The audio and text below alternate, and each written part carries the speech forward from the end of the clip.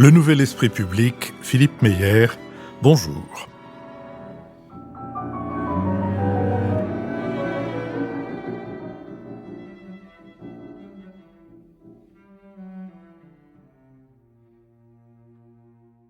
Bonjour, merci de nous avoir rejoints pour ce Nouvel Esprit Public au cours duquel nous allons tenter d'éclairer certains aspects de l'actualité. Nous le ferons avec Jean-Louis Bourlange, essayiste et ancien président de la Commission des Affaires étrangères de l'Assemblée nationale, avec Antoine Fouché, ingénieur conseil, avec Lucille Schmitt, vice-présidente de la Fabrique écologique, et avec Michaela Wiegel, correspondante à Paris de la Frankfurter Allgemeine Zeitung.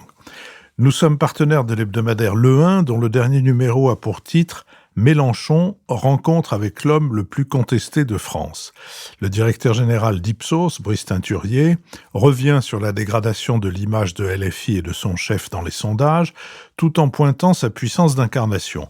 Nona Mayer analyse la stratégie de Mélenchon du point de vue de l'antisémitisme, et Laurent Binet, prix Goncourt, ça vous reste toute votre vie, j'imagine, considère que ce que LFI gagne en cohérence, elle le perd en mesure. Notre prochain enregistrement public à l'école alsacienne est prévu le 7 septembre, on peut déjà s'y inscrire, et mercredi, nous mettrons en ligne le deuxième épisode de ma conversation avec Timothée Guillotin, fondateur et animateur d'une récente, pas tout à fait nouvelle, mais presque maison d'édition, les éditions Novice. Enfin, je vous rappelle que toutes nos émissions font l'objet d'un compte-rendu analytique ou compendium auquel vous pouvez vous abonner gratuitement. Vous le recevrez dans votre boîte aux lettres de courriel chaque mercredi. Commençons par le premier des deux sujets que nous avons retenus, celui sur le conclave sur les retraites. Voulu par le Premier ministre pour désamorcer les tensions autour de la réforme de 2023, ce conclave s'est soldé par un échec, a annoncé lundi la CFDT, marquant la fin de 4 mois de discussions infructueuses entre partenaires sociaux. Ces discussions au sein de ce conclave, qui réunissait le MEDEF, la Confédération des petites et moyennes entreprises, la CFDT, la CFE-CGC et la CFTC, visaient à adoucir l'impopularité de la réforme Borne de 2023, qui a relevé l'âge légal de départ à la retraite de 62 à 64 ans. Au-delà des considérations sociales, l'objectif était également d'assurer la pérennité financière d'un système qui anticipe un déficit de 6,6 milliards d'euros en 2030. Pour les organisations patronales, toute concession sur la pénibilité devait s'inscrire dans un cadre garantissant cet équilibre, tandis que les syndicats insistaient sur la nécessité de compenser les carrières hachées et les impacts physiques des métiers les plus exigeants. Sur la question de l'âge, sujet sensible de la réforme Borne, l'hypothèse d'un retour de l'âge légal de départ à la retraite à 62 ans avait pourtant été enterrée par les syndicats. Dans le texte rédigé par l'animateur des débats, les représentants de salariés avaient obtenu le recul de l'âge de la décote, celui à partir duquel les assurés ont droit à une pension à taux plein, même s'ils n'ont pas le nombre de trimestres requis pour y être éligibles, de reculer donc l'âge de la décote à 66 ans et demi contre 67 aujourd'hui. Selon l'étude ELAB réalisée pour l'Association française de la gestion financière, dévoilée mardi, les ménages semblent prêts à une vraie évolution du système. 47% des Français se déclarent en faveur de la généralisation de plans d'épargne retraite par capitalisation en complément du système de retraite par répartition. Les cadres y sont favorables à 65%, tout comme les ménages avec forte capacité d'épargne, eux à 64%, et les investisseurs à 56%. Seuls 18% des personnes interrogées se montrent réfractaires à l'idée. L'enjeu des retraites est considérable, financièrement parlant. Les pensions représentent près de 14% du PIB, 40% de la dépense sociale, un quart de la dépense publique. Le Conseil d'orientation des retraites indique que l'évolution des dépenses de retraite explique à elle seule une grande partie de la progression des dépenses publiques depuis 2002. Et si le pays peine à financer ses services publics, c'est parce qu'il a préféré ses retraites, alors que les évolutions démographiques ont bouleversé l'équilibre. Il n'y a plus que 1,7 pour un retraité, tandis que le ratio était de 4 pour 1 en 1950. Le corps en tire la conclusion qu'il faudra reculer encore l'âge de la retraite. François Bayrou a affirmé que le conclave n'était pas un échec et il a présenté jeudi le résultat des discussions après avoir tranché sur les désaccords. Sur cette question, Antoine Fouché. Oui, merci Philippe. Il me semble qu'on peut analyser ce conclave à 3 niveaux. Un premier niveau qui est le niveau paritaire, c'est-à-dire ce que ça dit des partenaires sociaux. Un deuxième niveau partisan, ce que ça dit des partis politiques. Et puis un troisième niveau politique, ce que ça dit de l'état du débat public et de la France aujourd'hui.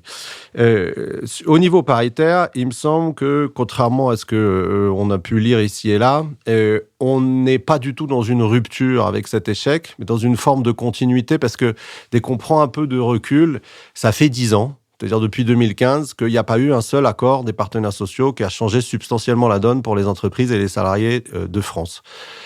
Il y a eu un âge d'or du paritarisme et du dialogue social qui produisait des normes, qui changeaient la donne. Et ça a duré à peu près de 2005-2007, après la loi Larcher, jusqu'à 2015. On peut donner plusieurs exemples. C'est les partenaires sociaux qui ont créé la rupture conventionnelle. Aujourd'hui, c'est rentré vraiment dans la vie quotidienne des entreprises et des salariés. C'est les partenaires sociaux qui ont sécurisé les plans collectifs de licenciement. C'est moins connu, mais c'était absolument déterminant pour les investisseurs.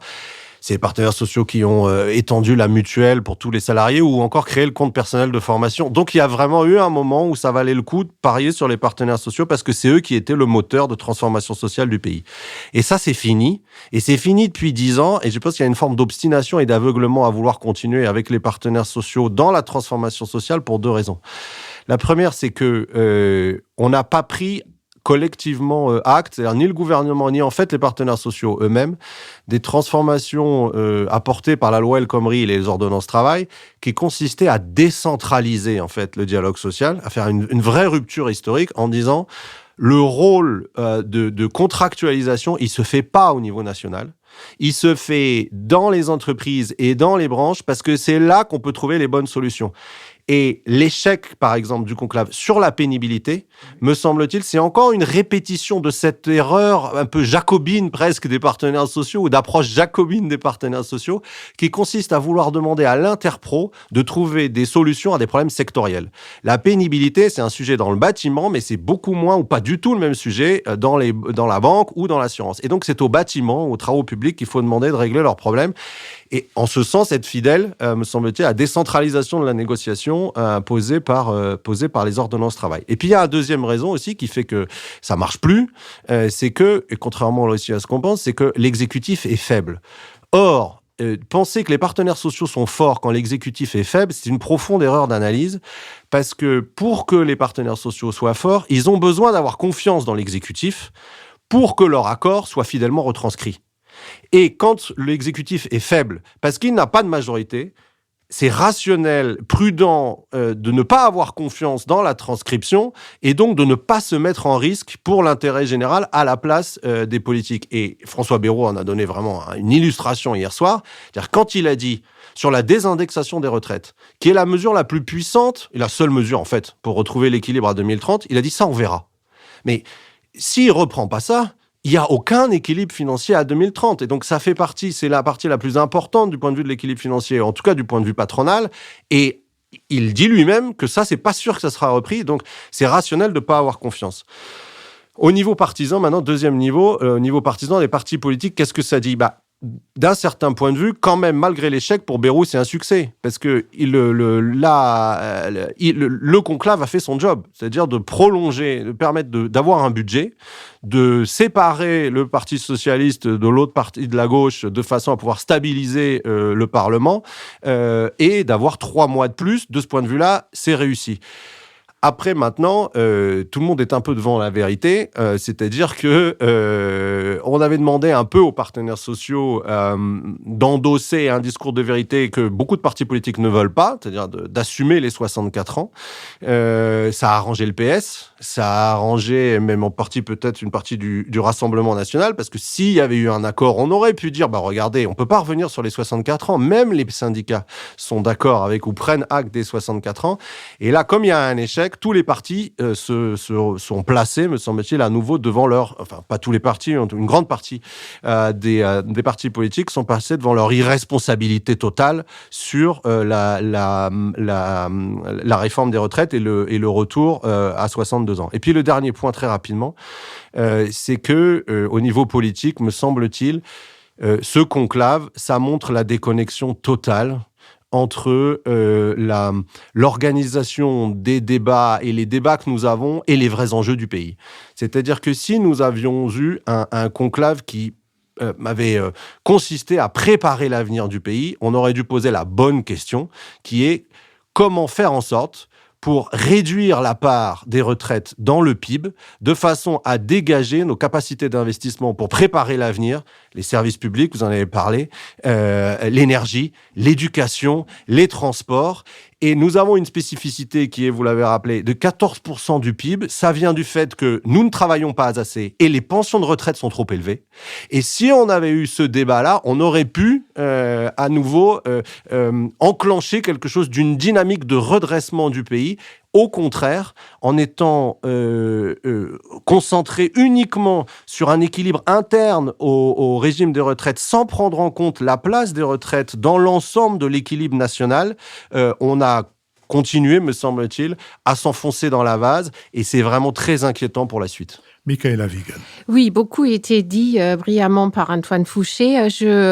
J'enclencherai sur le dernier aspect, c'est-à-dire l'aspect politique et comment la France se situe dans un contexte européen où nous sommes quand même, si on revient à l'idée dans un contexte géopolitique où l'Europe est très très sollicitée, quand même amenés à harmoniser nos systèmes sociaux et notamment nos systèmes de retraite. Et effectivement, la France, avec son financement, fait un peu chambre à part, si on peut dire cela. Et donc, je crois que ce conclave qui était très suivi, notamment en Allemagne, montre bien à quel point il y a une déconnexion entre le débat interne en France, c'est-à-dire revenir à discuter des améliorations de la réforme de 2023 au lieu de poser les véritables enjeux.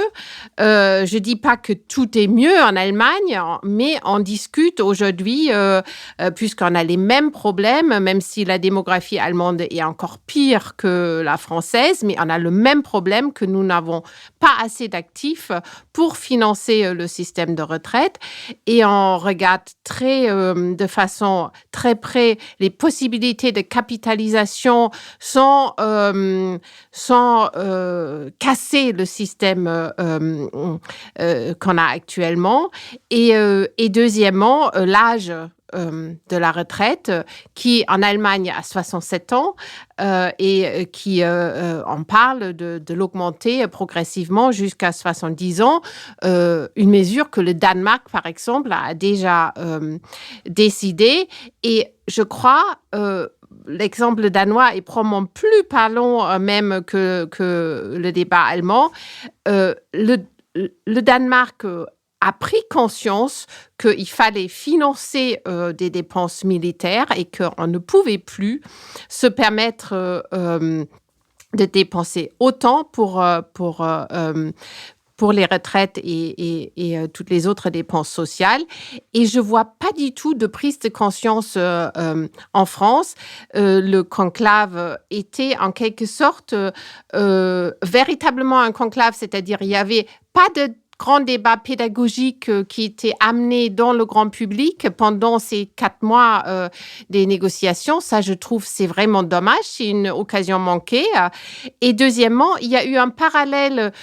Toutes ces décisions que la France s'est alignée sur l'objectif de 5% de dépenses militaires, même si la part vraiment de dépenses militaires dures n'est que de 3,5%. Mais c'est énorme pour le budget français. Et on voit bien, on a déjà un problème en France de financer le budget courant.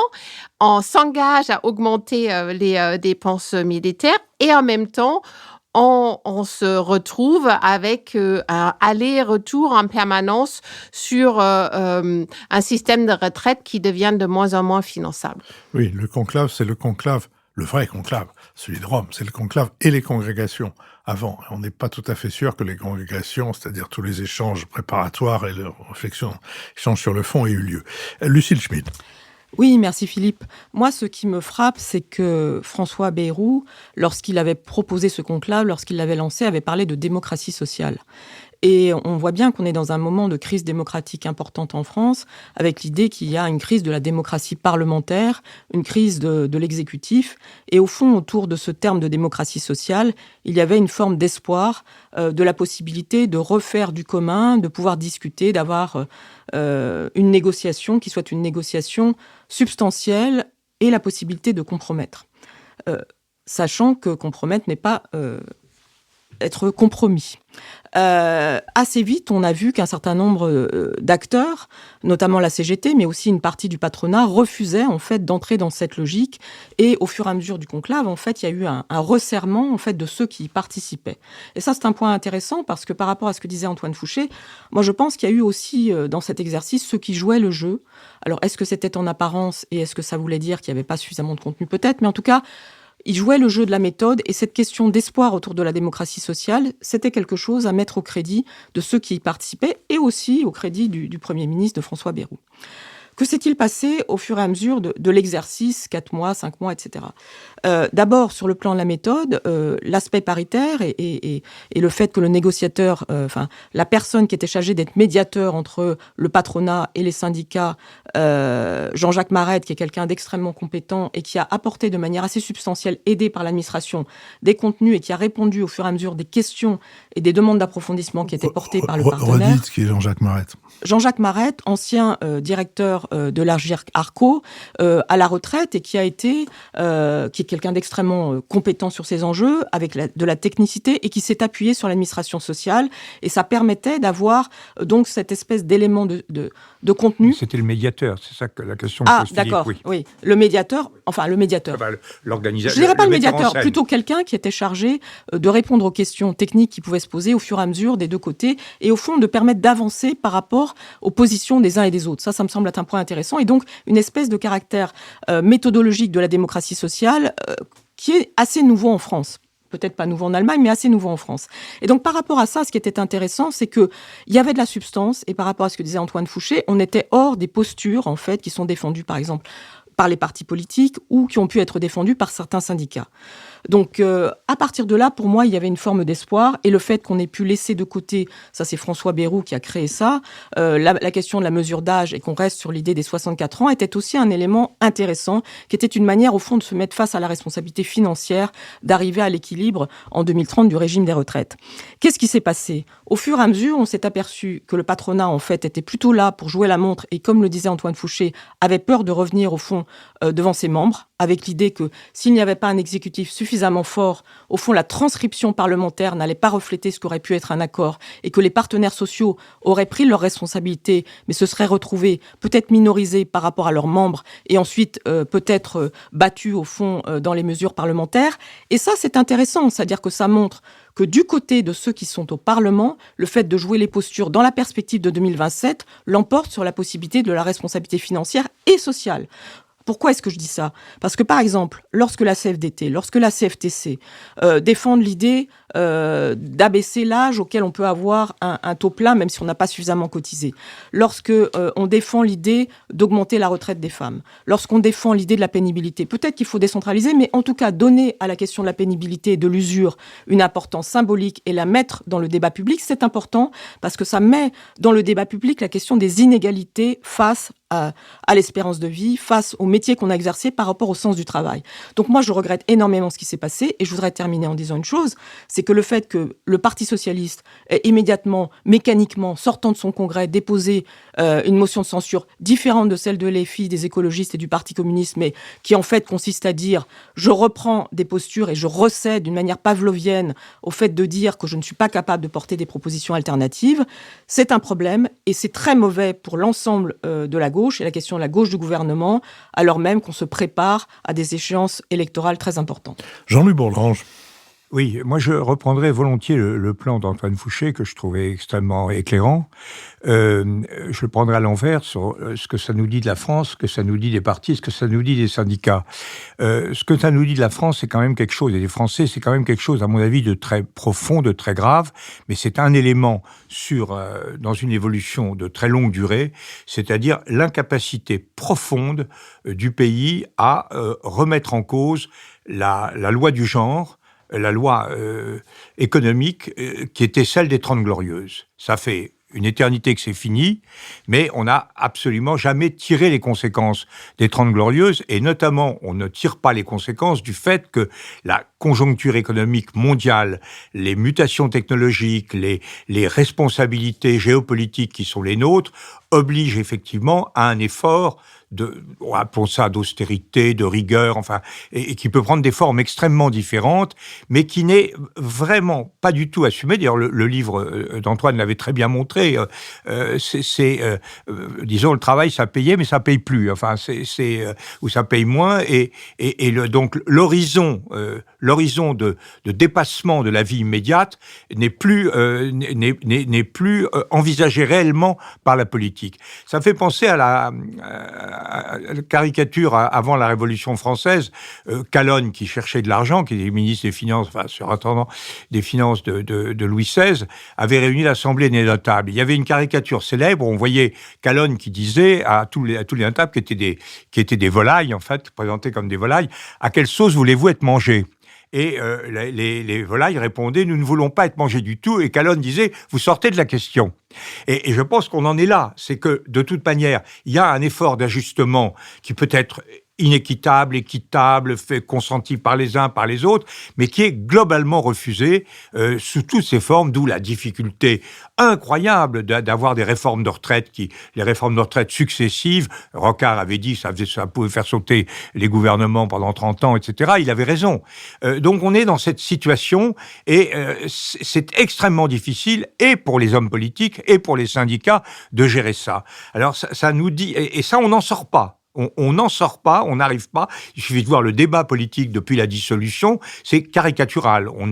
Le programme de la gauche, il y a des aspirations auxquelles il faut répondre, donc il faut ouvrir les guichets.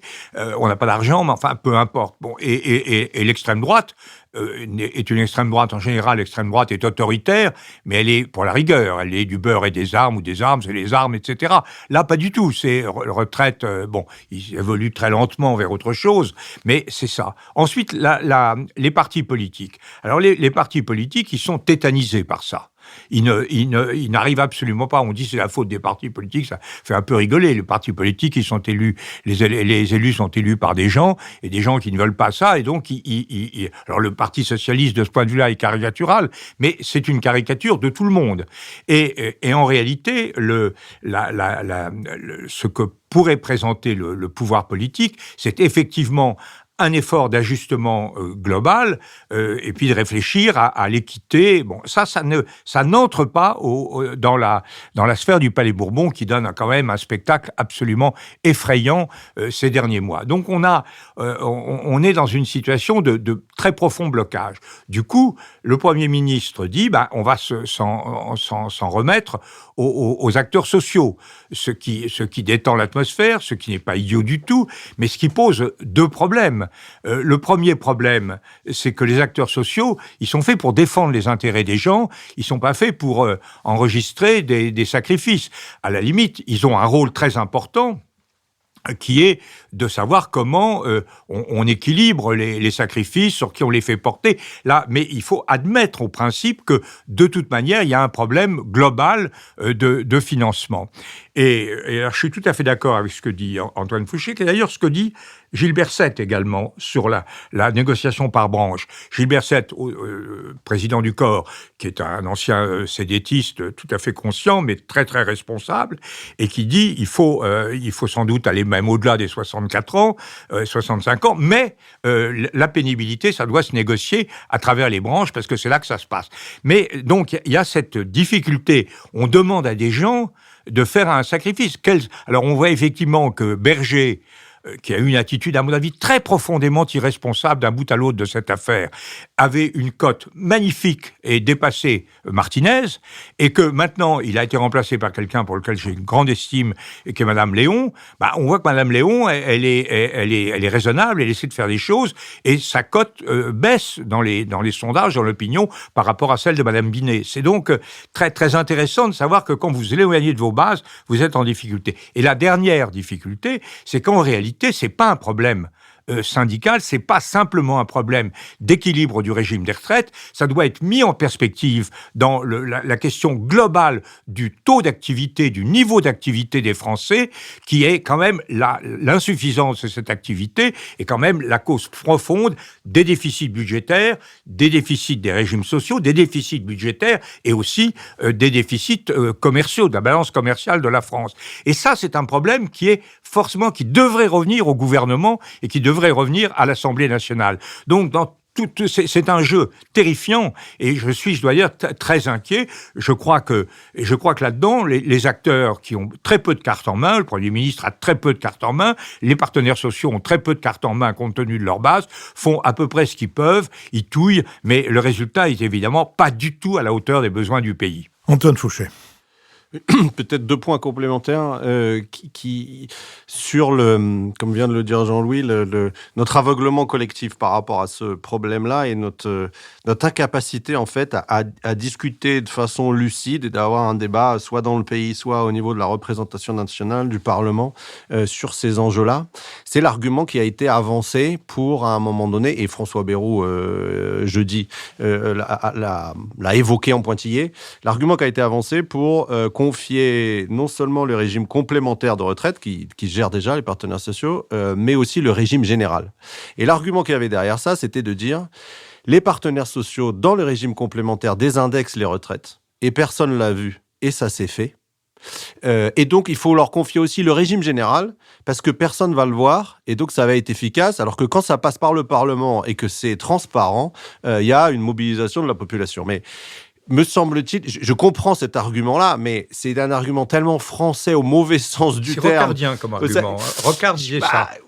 À condition qui ne se voient pas. Oui, mais à condition de régler les problèmes de fond quand même, et à un moment donné de rendre compte. Là, moi, ce qui me fait tiquer sur cet argument-là, c'est quand même que plus le problème est massif, moins il faut en parler pour pouvoir le résoudre. Or, je pense qu'on est arrivé à un moment donné où c'est exactement le contraire. Et il faut mettre le pays face à ses responsabilités. Ça, c'est un point de désaccord qu'on a régulièrement, mais y compris par référendum, pour favoriser la prise de conscience, mais que de se dire qu'on va résoudre les problèmes en parlant le moins possible aux gens, en faisant des mesures le moins transparentes possible et cachées, me semble-t-il, c'est une profonde erreur d'analyse, parce que le jour où ce sont les partenaires sociaux qui auraient en charge le régime général pour désindexer, comme le régime général, c'est 80% de la pension des ouvriers et des employés, évidemment que ça va se voir. Évidemment que ça va se voir, et que donc ils n'auront pas, comme ils ont encore moins de légitimité que les parlementaires pour le faire, ils n'y arriveront pas. Et donc cet argument-là de dire on va faire le truc on va faire les réformes dans le dos des gens, je pense que c'est vraiment exactement le contraire de ce qu'il faut faire pour refonder notre pays et lui donner un élan vers l'avenir. Jean-Louis Bourlanges. Oui, je crois que c'est un problème extrêmement profond. Moi, je crois que rien ne marche, ni l'escamotage, ni la méthode directe, mais c'est absolument le débat méthodologique fondamental qui séparait Pierre Mendès France de Michel Rocard. Pierre Mendès France, c'est exactement ce que vous venez de dire. Il faut y aller, il faut dire la vérité, et puis le problème, c'est quand on est retoqué, on ne sait pas comment faire. Rocard dit, la réforme consiste à désamorcer l'agressivité, à adoucir et à habituer les gens à des changements. Et c'est comme ça qu'il a créé la CSG, une toute petite CSG au départ qui est devenue un truc énorme. Et donc, je crois que c'est pas facile. Hein. On retrouve ça à tous les moments. Turgot, justement, par rapport à Calonne, on retrouve exactement cette même problématique constamment. Et je pense que pour l'instant, on voit que rien ne marche, ni d'un côté, ni de l'autre.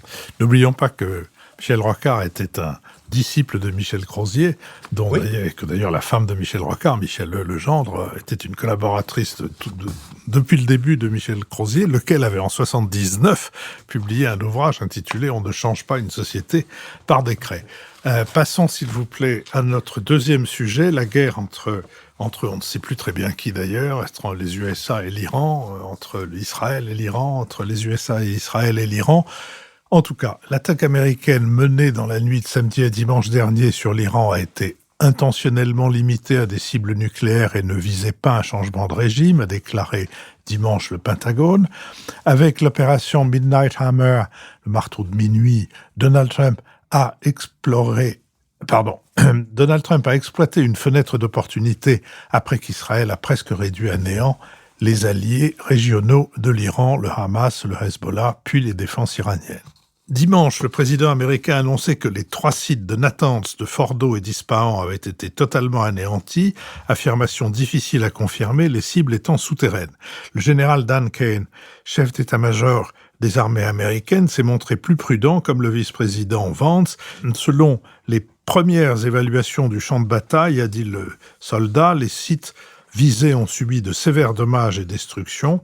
Document classé confidentiel du renseignement américain relayé par CNN et le New York Times suggère que les frappes américaines sur l'Iran auraient retardé son programme nucléaire de seulement quelques mois sans le détruire complètement. Jeudi, l'ayatollah Khamenei a affirmé que Donald Trump a exagéré l'impact des frappes américaines sur le territoire iranien.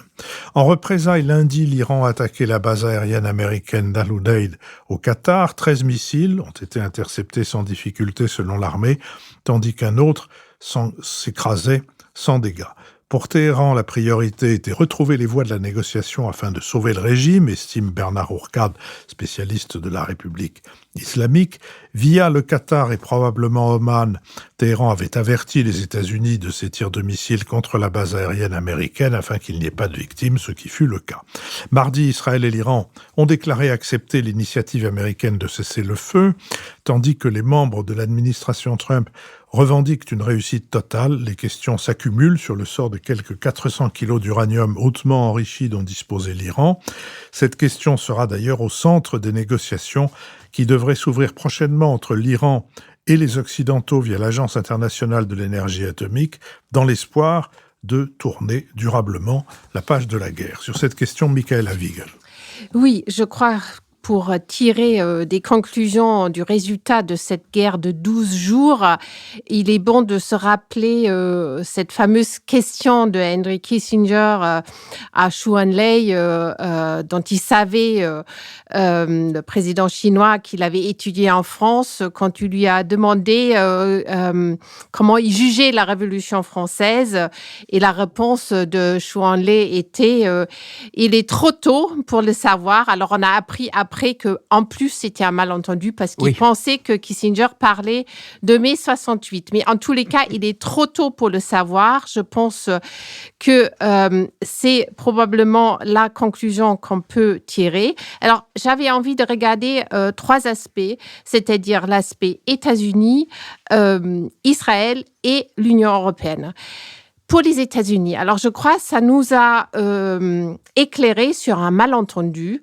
L'époque Trump, Make America Great Again, ce n'est pas un retour à l'isolationnisme américain, mais c'est vraiment un nouveau impérialisme, c'est-à-dire une façon de décider unilatéralement quand ça arrange les États-Unis.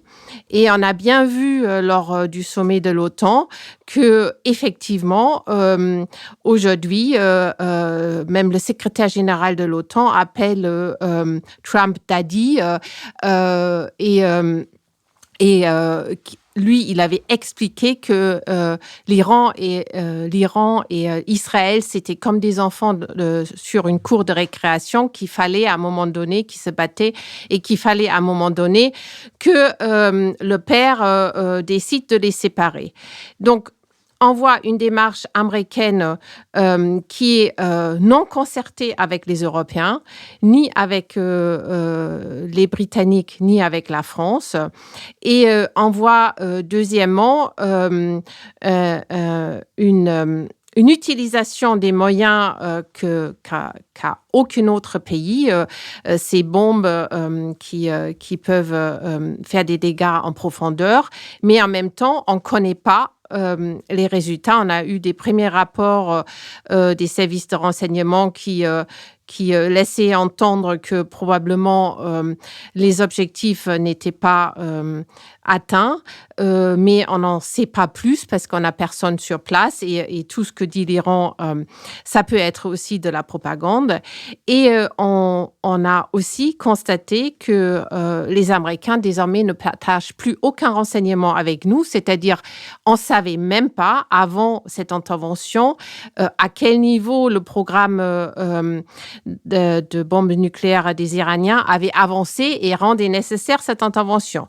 Alors, Israël, le deuxième point, la question était pourquoi Israël a déclenché cette guerre. Est-ce que c'était tout d'abord une manœuvre parce que ça devenait quand même très difficile de justifier l'intervention militaire en Gaza, et il y avait cette fameuse conférence aux Nations Unies où l'Arabie Saoudite et la France s'apprêtaient à reconnaître l'État de Palestine. Sur l'Arabie Saoudite, on n'était pas sûr, mais on pouvait imaginer qu'ils étaient en solidarité avec la France. En tous les cas, Israël a réussi à avorter complètement cette initiative et à détourner le regard de Gaza. Comme je le disais, on ne sait pas si les Israéliens avaient vraiment des informations qu'il y a eu une accélération du programme nucléaire iranien qui nécessitait d'intervenir maintenant. On peut tout aussi bien penser que Netanyahou, qui depuis 10 ans est obsédé par s'attaquer à ce programme, pensait juste que au point où il était, c'était le bon moment. Et on a vu que finalement, non seulement la solidarité des États-Unis était avec Israël, mais même l'Allemagne, dont on pensait qu'ils avaient pris des distances, le chancelier Merz a remercié Israël parce qu'il faisait le sale boulot pour les Européens. Donc, en conclusion, les Européens étaient absents de toutes les prises de décision et n'avaient qu'un rôle de commentateur. Lucille Schmitt. Oui, Michaela Wiegel vient de le dire, on parle d'une guerre de 12 jours. Est-ce que ça va vraiment être une guerre de 12 jours ? On n'en sait rien, puisque au bout de 12 jours, effectivement, un cessez-le-feu a été annoncé par Donald Trump et il a été immédiatement violé par les deux principaux participants, Israël et l'Iran. Donc on est dans une situation où, en tout cas, qualifier cette guerre de 12 jours, c'est une sorte de pari. Et là-dessus, ce qui est intéressant, comme le disait Michaela Wiegel, c'est que le vice-président américain, Vance, a été beaucoup plus prudent que Donald Trump. Alors, on ne sait pas si c'est une répartition des rôles entre, on dit souvent bad cop et good cop, mais en tout cas, ce qu'on peut observer, c'est que Vance a dit de manière très claire, nous ne sommes pas en guerre contre l'Iran, nous sommes en guerre contre le nucléaire iranien. Après, séparer le nucléaire iranien de l'Iran et du régime iranien, c'est assez, on peut dire que c'est une sorte de sophistique certainement élaborée, mais qui peut sur le terrain poser un certain nombre de difficultés. Mais ça illustre bien, on doit réfléchir aujourd'hui à la question de la guerre Iran-États-Unis, ça illustre bien l'ambiguïté, l'ambivalence de la position américaine. Certes, les États-Unis veulent être au centre du jeu, Donald Trump veut être au centre de l'attention, mais ça pose des problèmes de contradiction dans les termes entre la promesse qui a été faite au niveau intérieur et la réalité que peut être l'engagement américain au Moyen-Orient et surtout, comme vient de le dire Michaela Wiegel, la question d'une forme de connivence, ou en tout cas de lien extrêmement fort entre Benjamin Netanyahou et Donald Trump. Comment est-ce que les États-Unis peuvent faire valoir leur capacité à véritablement se dissocier d'un calendrier qui est au fond un agenda, qui est au fond décidé par Israël et notamment par Benjamin Netanyahou et un gouvernement d'extrême droite en Israël. Certes, comme le disait Michaela, le timing correspondait aux intérêts d'Israël, mais ça fait déjà plus d'une quinzaine d'années qu'en Israël, le fait d'attaquer l'Iran est ouvertement abordé dans l'ensemble du débat public. Moi, j'étais il y a 2 ans en Israël et on en parlait tout à fait, tous les interlocuteurs politiques en parlaient. L'opération a été préparée depuis plusieurs mois et a été soigneusement préparée par Israël avec une infiltration avec les services secrets israéliens. Donc, le timing est bon sur le plan tactique, il a été longuement préparé et l'ensemble de la classe politique israélienne et de la société israélienne souhaitait au fond une attaque de l'Iran. Et ça, c'est un point intéressant parce que ça conduit sans doute à ressouder un petit peu un peu provisoirement, au fond, Israël autour de cet objectif. Le deuxième point intéressant, me semble-t-il, c'est qu'on voit bien là-dedans que Donald Trump est en permanence, lui aussi, dans une forme d'ambivalence. Il veut être puissant, il veut être en même temps et utiliser la force, il veut être prix Nobel de la paix, et surtout, il aimerait imaginer que, au fond, le rythme du monde et la réalité du monde, c'est de la télé-réalité. C'est-à-dire qu'au fond, dire les choses, et par exemple dire d'une manière totalement œcuménique que Dieu bénisse à la fois Israël et l'Iran, c'est comme ça qu'il a annoncé le cessez-le-feu, c'est assez extraordinaire, ce serait digne d'un épisode de House of Cards, mais est-ce que la réalité c'est ça? Et est-ce que le nucléaire iranien a vraiment subi les dommages irrémédiables qu'il a essayé de nous vendre? Là-dessus, comme le disait Michaela, le général Kern est beaucoup plus prudent, et surtout un certain nombre d'éléments très factuels sont venus contredire au fond ce que dit Donald Trump, notamment le fait qu'une nouvelle installation qui n'a pas été attaquée et qui est encore plus profonde que Fordo existe, et qu'il est possible que les 400 kilos d'uranium enrichi aient été déplacés, etc., etc. Alors, c'était une opération militaire parfaitement réussie, sur laquelle, effectivement, les généraux pouvaient s'auto-congratuler. C'est la plus grande opération de mobilisation de B2, les bombardiers américains. Il y a eu un leurre qui a été organisé en partant vers le Pacifique. Les bombes ont été parfaitement larguées. Après, que s'est-il passé réellement? Il va falloir attendre pour cela. Et puis, le troisième point important, c'est évidemment que là-dedans, tout ce qu'avait développé l'Union européenne, mais surtout la France, qui, je rappelle, de longue date a porté l'accord sur le nucléaire iranien, déjà en 2009, je crois, Nicolas Sarkozy disait ce qu'il faut faire, c'est éviter la bombe iranienne et éviter de bombarder l'Iran. Là, on est dans une situation où on aura sans doute la bombe iranienne et on a bombardé l'Iran. Donc là-dessus, l'Union européenne est très faible, et la France, qui a je le rappelle, de tradition, une grande diplomatie arabe, qui a développé une technicité sur cette question de l'accord sur le nucléaire iranien. Au fond, tout ça réduit à l'impuissance un engagement de plus d'une dizaine d'années. Et ça, c'est un sujet, c'est-à-dire dans ce monde de la force brute qui pourrait organiser le chaos au Moyen-Orient, parce que là-dessus, Donald Trump peut aussi avoir été un porteur de chaos et non pas un porteur de paix comme il ose le prétendre. Que vont faire des vieilles nations où la question de la complexité diplomatique, la question des savoirs, la question de la capacité à parler avec son adversaire, tout cela avait été ultra valorisé dans la diplomatie française. On parle beaucoup de l'Union européenne, mais parlons aussi de la façon dont tout cela porte un coup à la culture diplomatique française. Question, est-ce que l'idée que l'Iran veuille la bombe comme nous, c'est-à-dire comme pour une force de dissuasion, plutôt que comme on le répand beaucoup comme un moyen d'agression, ce qui paraîtrait tout à fait étrange et disproportionné, est-ce que cette question peut être posée, et en tout cas, est-ce qu'elle peut être aussi débattue? Antoine Fouché. Oui, mais comme sans doute une très grande majorité de Français qui n'a pas une grande sympathie pour Donald Trump, je me disais qu'on pouvait analyser la séquence en insistant sur le contraste entre l'apparence et la réalité, mais ça marche pas complètement, parce qu'il y a quand même peut-être des effets de long terme de ce qui vient de se passer. Une manière de présenter les choses serait de dire, en apparence ou en tactique, c'est quand même un succès spectaculaire de Donald Trump, parce que il a créé un effet de sidération dans le monde entier qui tient à la surprise, qui tient à la témérité, il a osé, personne d'autre n'avait osé, et qui tient à la démonstration de la supériorité technologique des Américains. Aucun autre pays dans le monde n'a les bombes qu'ils ont utilisées. Seuls les Américains étaient capables de faire ce qu'ils ont fait. Et de ce point de vue-là, Trump me semble-t-il, correspond bien à la définition du prédateur de Giuliano da Rampoli, c'est-à-dire il a les trois caractéristiques, la primauté de l'action sur le respect des règles, la surprise, l'utilisation de la surprise, et puis le rôle de la peur. Le rôle de la peur qui fonctionne, parce que on peut se demander si le sommet de l'OTAN qui s'est déroulé cette semaine aurait eu le même résultat si Donald Trump n'avait pas fait cette démonstration de force avant. Et comme l'a dit Michaela précédemment, les Européens ont suivi Donald Trump, peut-être en partie par peur de son imprévisibilité. Après, on pourrait dire, oui, mais alors, en fait, ça, c'est l'apparence. Et en réalité, il n'y a aucun gain stratégique de ce qu'il a fait. Juste deux exemples. Sur l'Iran, il ne résout absolument, cette opération de 12 jours ne résout absolument pas la question stratégique qui est celle que vous avez soulevée, Philippe, qui est comment est-ce qu'on donne à l'Iran, au Moyen-Orient, un statut de puissance régionale qui est suffisamment valorisant pour ramener le régime mollah ou pas mollah à renoncer au nucléaire. C'est la question que Nicole Niesotto posait à la fin de la dernière émission en disant de toute façon la seule alternative à la bombe nucléaire iranienne qui ne dépend pas des mollahs. L'Iran voulait la bombe avant les mollahs, elle voudra la bombe après les mollahs. C'est une question stratégique pour l'Iran. C'est plutôt les Pasdaran que les mollahs qui la veulent. Bon. Et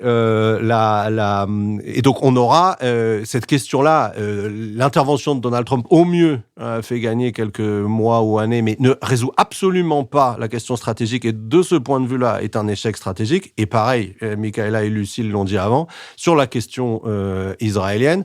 En fait, Trump là-dedans est un suiveur de Netanyahou, pas un prédateur, mais un suiveur, parce que il participe de la divergence vers l'Iran et de l'oubli de la question palestinienne, et il n'apporte absolument pas le début d'un commencement de réponse à la seule manière de résoudre la question israélo-palestinienne, qui est la question politique de la Palestine.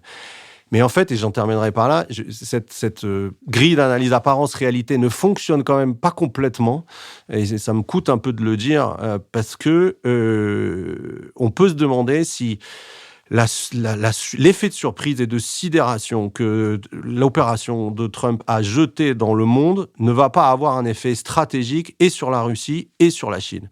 C'est-à-dire que si on est chinois ou russe aujourd'hui, on peut se dire que Trump est absolument imprévisible et que donc avant d'engager des opérations à Taïwan ou avant d'engager de futures opérations en Ukraine, il faut y réfléchir à deux fois parce que l'impensable peut arriver avec Donald Trump, et de faire penser à votre adversaire que vous ne savez rien de ce dont vous êtes capable, c'est quand même un avantage stratégique.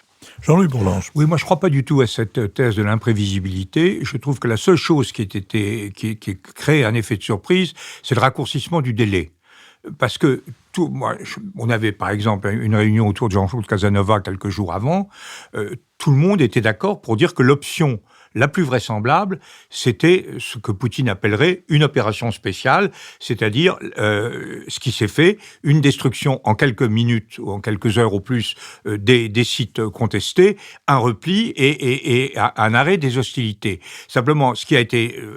d'abord, je crois qu'il faut saluer quand même la prouesse technique et des Israéliens et des Américains dans cette affaire, mais ce qui nous a tous surpris, c'est qu'il avait dit 15 jours, et paf, ça nous est tombé dimanche matin sur le coin de la cafetière, sans qu'on ait prévu. Et là, c'est d'ailleurs très bien joué en termes tactiques pour créer l'effet de sidération.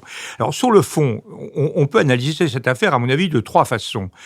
D'abord, est-ce que c'est une arme anti-prolifération ? Alors là, on voit bien qu'il y avait, depuis le début, une opposition entre Netanyahou et l'ensemble de la communauté internationale, avant l'arrivée de Trump, qui était de dire « seule la négociation nous permettra d'aboutir ». Quand on regarde, quand on écoute les interventions de Netanyahou en 2003 ou en 2008, c'est exactement, mot pour mot, les termes qu'il employait il y a 15 jours. L'attaque est imminente, nous sommes menacés, etc.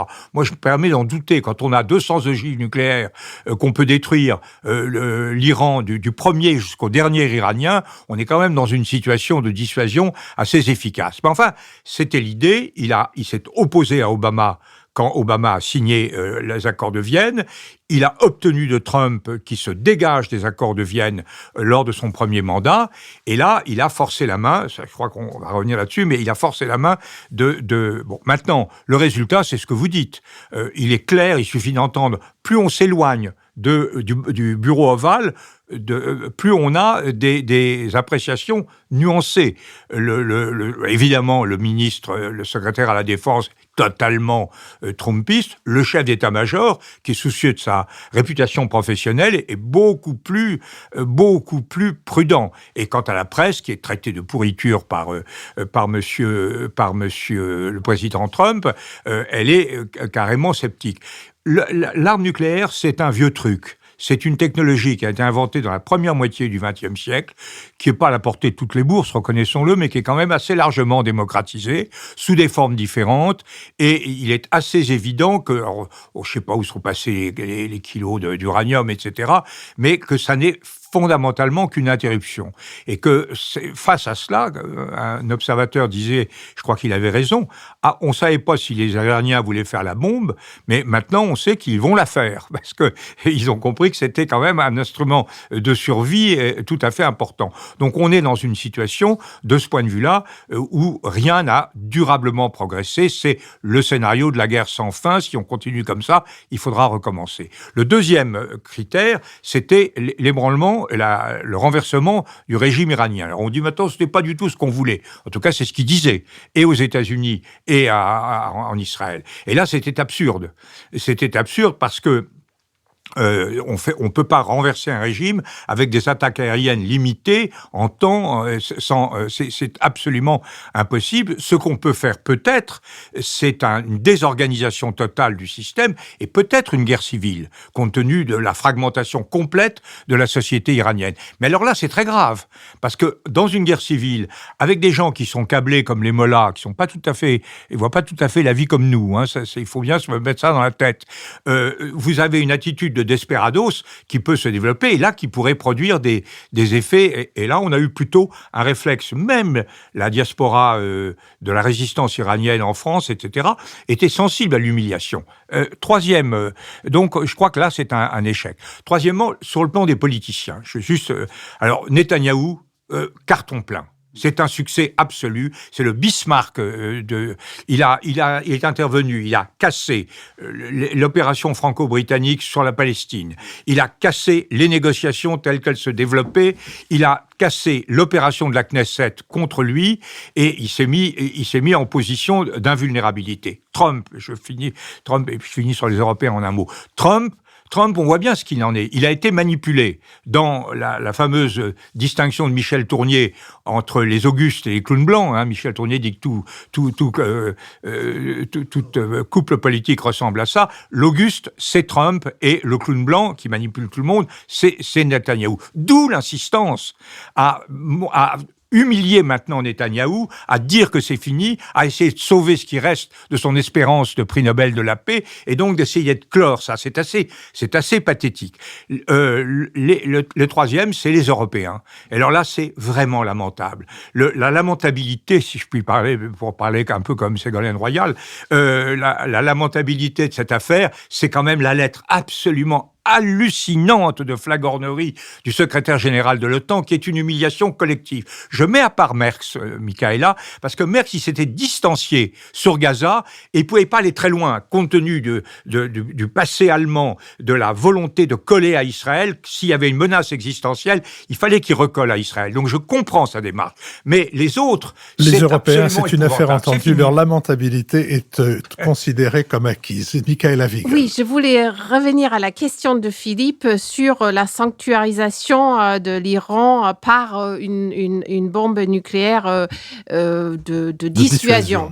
Alors je crois, tant que le régime des mollahs ou un autre régime a dans ses objectifs d'anéantir l'État d'Israël, je crois que ce n'est pas quelque chose qui soit acceptable ni pour les Européens, ni pour les Américains, ni bien sûr pour les Israéliens. Alors je voulais quand même revenir à un aspect sur Trump, même si ça me coûte de dire ça. Moi, je pense que justement, il est trop tôt de connaître toutes les... et j'irai plutôt avec Antoine sur ce point. Je pense effectivement le retrait lamentable d'Afghanistan a donné une audace de folie à Poutine, puisqu'il a vu la faiblesse du régime américain sous Biden et déjà auparavant sous Obama. C'était Trump qui avait négocié, hein. Et je pense que... Oui, mais ça ne s'est pas fait dans les termes de Trump. En tous les cas, je pense que cette façon d'intervenir, ça peut avoir effectivement un effet stratégique. Et deuxièmement, je pense aussi qu'il est trop tôt de se prononcer sur ce qui se passera en Iran. Parce que l'humiliation est quand même immense. On voit bien que le Mossad avait énormément de gens qui collaboraient. Et donc, la Syrie, nous étions tous surpris. Alors, probablement, on sera aussi surpris par ce qui se passera en Iran. Lucille Schmitt. Oui, moi, je voulais rebondir sur ce que disait Antoine Fouché à propos de la Chine. Parce que je crois qu'il faut se rappeler une chose, c'est que la Chine est extrêmement dépendante, notamment, évidemment, du Moyen-Orient pour ses approvisionnements énergétiques, et notamment de l'Iran. Et donc, effectivement, ce qui s'est passé, en tout cas, met la Chine devant la nécessité de réagir, montre que sa position n'est pas si assise que ça, et la met devant deux éléments. L'imprévisibilité de Donald Trump, évidemment, ça rend les choses plus compliquées sur le fait d'attaquer Taïwan, par exemple. Et puis la deuxième chose, c'est que du coup, la Chine doit évidemment jouer davantage le droit international, l'ONU, etc. Et donc, il y a là-dedans tout un enjeu autour de cette question du Sud, de ce qui peut se passer en termes de reconfiguration autour de l'ONU qui me semble important. Et puis, par rapport à ce que vient de dire Michaela Wiegel, je trouve ça effectivement très frappant qu'on nous dise que de toute façon, rien ne se passera en Iran parce que rien ne s'est jamais passé ailleurs. Alors que je voulais rappeler que c'est un immense pays avec une société qui, sur le plan culturel, qui, sur le plan de son histoire, qui, sur le plan de ce qu'elle est en termes d'aspiration démocratique, est une société qui n'est pas comme les autres. Donc, effectivement, laissons ouverte cette question de l'incertitude sur ce qui peut se passer en Iran. Les mots-là ont été affaiblis. Je vous remercie. Nous sommes arrivés à notre dernière séquence, la séquence des brèves, que j'ouvrirai en me réjouissant de l'élection jeudi à l'Académie française de notre ami Alain Aspect. Je mens le prix Nobel de physique. Je m'en réjouis parce qu'il est notre ami depuis le début de ce podcast. D'ailleurs, on peut entendre la mission qu'on avait enregistrée avec lui sur ses travaux et sur la physique quantique il y a 2 ans.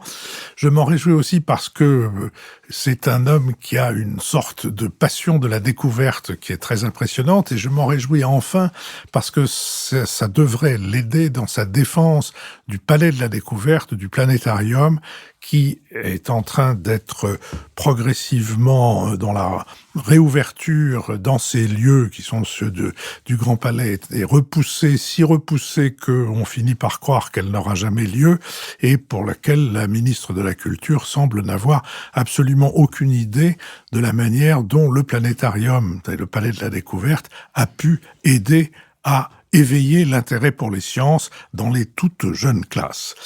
Lucille Schmitt. Oui, alors moi j'avais prévu de vous parler de ma vie culturelle et puis finalement j'ai plutôt lancé un cri d'indignation. Je voulais parler de la façon dont Bruno Retailleau a organisé cette opération massive anti-immigrants clandestins dans les gares, en mobilisant 4000 policiers. Alors on dit que c'est inspiré de méthodes trumpistes. Moi je voulais insister sur 2 choses, parce qu'il se trouve que je mène une mission chez Emmaüs depuis bientôt 2 ans et que je côtoie beaucoup de personnes migrantes, certaines sans papier, d'autres non. Et que je voulais dire une chose, c'est que cette façon dont la lepénisation, dont l'extrême droitisation pénètre au cœur même du gouvernement, qui pourtant veut pratiquer la démocratie sociale, c'est quelque chose qui en fait affaiblit l'ensemble de nos institutions. Un sans-papier ou un migrant n'est pas un criminel en puissance. Et ça, c'est un point essentiel. Un certain nombre d'associations vont là-dessus d'ailleurs défendre l'état de droit et montrer que certaines choses en fait ne relevaient pas en fait de ce qui est permis par le droit en termes de discrimination.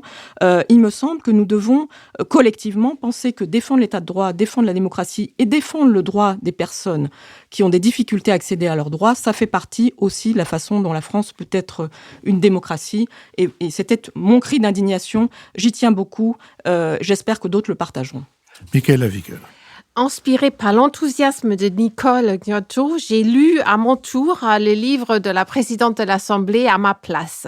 Normalement, les livres de politique, on comprend bien, ils ont des scribes, c'est assez ennuyeux. Là, je crois qu'elle a vraiment, Yael Braun-Pivet, elle a vraiment écrit elle-même, et on apprend des choses assez hallucinantes pour les femmes que nous sommes. Par exemple, cet appel de Stéphane Séjourné, quand elle a été élue contre toute attente à la tête de la commission des lois, qui lui dit « Mais non, tu as 5 enfants, tu ne pourras pas exercer ce poste ». Et quand elle a refusé, des rumeurs qui étaient lancées en disant « Elle a demandé son mercredi libre pour s'occuper de ses enfants » et elle était un peu ridiculisée. Alors, elle parle vraiment de la façon comment au sein même du parti présidentiel qui s'appelait encore En Marche à cette époque-là, on a essayé de justement ne pas la laisser s'exercer, tout simplement parce qu'elle était une jeune femme. Et il y a un autre aspect que moi, personnellement, je trouvais très, très intéressant, c'est tout son passé familial. Sa grand-mère qui a dû fuir la persécution des Juifs à Munich. Et donc, cette perspective qu'elle avait sur l'Allemagne qui s'est changée. Donc, je recommandais vraiment de lire ce livre à ma place. Antoine Fouché. Oui, pas de lire à votre place le livre, de lire le livre qui s'appelle À ma place. Oui, tout à fait. Antoine Fouché. Oui, pour surmonter peut-être un peu la lamentabilité des Européens qu'on a souligné aujourd'hui, moi je recommanderais très chaudement un livre de Pierre Haroche, qui est un chercheur universitaire qui travaille entre Paris et Londres. Et le livre s'appelle Dans la forge du monde, comment le choc des puissances façonne l'Europe. Et c'est une histoire de la dialectique, en fait, entre l'Europe et le reste du monde depuis la Renaissance, qui est absolument passionnante et qui donne de l'espoir parce que en remettant l'histoire de l'Europe sur 5 siècles, on se rend compte que il est possible que la dynamique du monde nous pousse hors de la lamentabilité dans laquelle on est aujourd'hui. Et pour le dire en un mot, il montre quand même très bien qu'il y a 3 phases depuis la Renaissance dans le rapport entre l'Europe et le monde. La première phase qu'il appelle l'Europe impériale, où en fait il montre dans la lignée de Kundera que le maximum de diversité dans le minimum d'espace qu'est l'Europe a poussé les Européens, les nations européennes à se confronter entre elles, jamais tranquilles derrière leurs frontières, contrairement à l'Empire chinois par exemple. Et c'est ça qui les a conduits à développer des techniques de guerre qui ensuite, leur supériorité technologique, qui ensuite a permis à l'Europe de conquérir le monde. Puis on arrive au XXe siècle, les 2 guerres, les 2 suicides collectifs de l'Europe que sont les 2 guerres mondiales, qui passent l'Europe dans une situation d'Europe subordonnée, où l'Europe en fait est encore un enjeu pour le reste du monde. C'est-à-dire on ne peut pas être puissant si on n'est pas en Europe. Et on arrive à l'Europe provinciale, qui est la situation d'aujourd'hui, où en fait, la situation de l'Europe laisse presque le monde indifférent. Les États-Unis s'occupent plus de Taïwan que de l'Ukraine. Il montre de façon assez convaincante, me semble-t-il, que cette espèce de provincialisation dans laquelle on est va nous conduire à nous rassembler parce que c'est notre seul choix, notre seule option pour ne pas disparaître et devenir une colonie des autres puissances du monde. Afin qu'on soit lamentable tous ensemble. Jean-Louis Bourlanges. Oui, d'abord, je suis très effrayé que le terme que j'ai employé de lamentabilité, entre guillemets, me soit attribué. On demandera à Alain Aspect s'il veut bien l'introduire dans le dictionnaire de l'Académie française.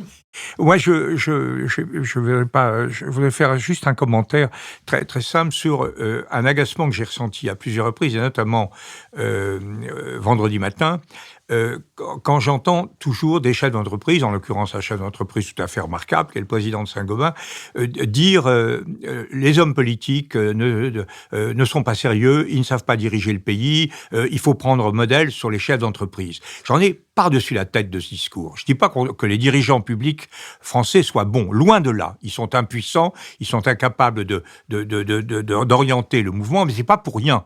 Si vous mettez un chef d'entreprise à la place des dirigeants actuels, ça donnera le même résultat. Parce qu'un chef d'entreprise, c'est quelqu'un qui est responsable devant des actionnaires qui ont choisi de soutenir cette entreprise et qui en attendent principalement un critère, c'est le profit, pas le critère unique, mais c'est le critère principal. Et donc, le choix est relativement simple en termes normatifs. Les hommes politiques dépendent d'électeurs qui sont divisés, et quand on dit qu'ils sont divisés, qui ne savent pas, et qui ne veulent pas du tout la même chose chacun, qui ne forment plus une majorité, et quand on dit l'homme politique doit faire preuve de courage, en général, ça veut dire une chose. L'homme politique doit s'affranchir de ceux qu'ils ont élus. C'est quand même un peu paradoxal d'élire des gens et de dire « Ah, je vous élis et vous n'êtes même pas capable de vous éloigner de moi ». Donc, il y a quand même, le problème politique est fondamental, mais n'assimilons pas les fonctions très éminentes et très nécessaires de chef d'entreprise avec celles de dirigeants d'une communauté humaine profondément divisée sur ses valeurs et divisée sur ses orientations. Je vous remercie. Je remercie Sophie Jacquin avec qui cette émission a été préparée, Benoît Carré qui en assure le compendium, Nicolas Tourneau et Olivier Magloire qui veillent l'un au site et l'autre aux questions qui tournent autour des plateformes de financement, Adrien Beccaria qui a enregistré cette conversation pour le studio L'Arrière-Boutique et Julien Neuville qui produit cette émission avec Nouvelles Écoutes. Je vous donne rendez-vous mercredi pour le 2e épisode de ma conversation avec Timothée Guillotin, jeune éditeur que nous avons découvert parce qu'il a publié le livre de David Bavrez que personne ne voulait et qui est maintenant un succès de librairie, et dimanche prochain pour un nouveau Nouvel Esprit Public.